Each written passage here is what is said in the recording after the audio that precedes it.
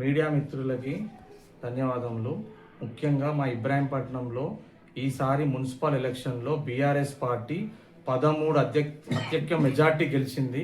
అందరికీ కృతజ్ఞతలు తెలుపుతాను. ముఖ్యంగా బంటి అన్న మరియు మా కిషన్ రెడ్డి సార్ చాలా ప్రయత్నంతో ఎక్కడ లేదు బీఆర్ఎస్ హవా మా దగ్గర ఇబ్రాహీంపట్నం ప్రాంతంలో వచ్చింది. మంచి మంచి నాయకులు గెలిచారు. ముఖ్యంగా మా బాబాయ్ ఆకుల యాదగిరి గారు గత 40 సంవత్సరాల నుంచి 2 సార్లు ఎంపీటీసీ, 2 సార్లు కౌన్సిలర్లు, 1 సారి వైస్ చైర్మన్, ఈసారి మళ్ళీ కౌన్సిలరు. ఆయన చివరి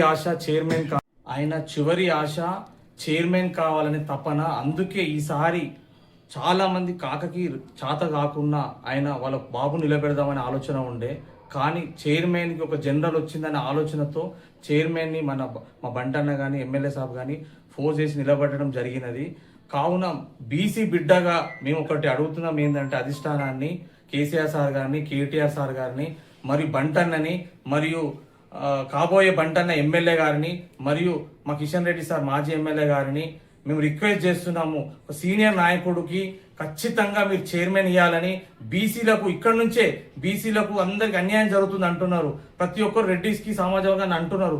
కావున మా తాప్యత ఏమైందంటే ఆయన చివరి కోరిక బీసీ బిడ్డ ఇబ్రాహీంపట్నం చైర్మన్ ఇవ్వాల్సిందిగా, అత్యధిక మెజార్టీగా వచ్చింది. కావున ఆయనకు సపోర్ట్ చేయవలసిందిగా అధిష్టానాన్ని మా ఫ్యామిలీ తరఫు నుంచి అందరం రిక్వెస్ట్ చేస్తున్నాము. దయచేసి ఆలోచన చేసి ఆకుల యాదగిరి గారిని చైర్మన్గా చేయవలసిందిగా మనస్ఫూర్తిగా కోరుచున్నాము.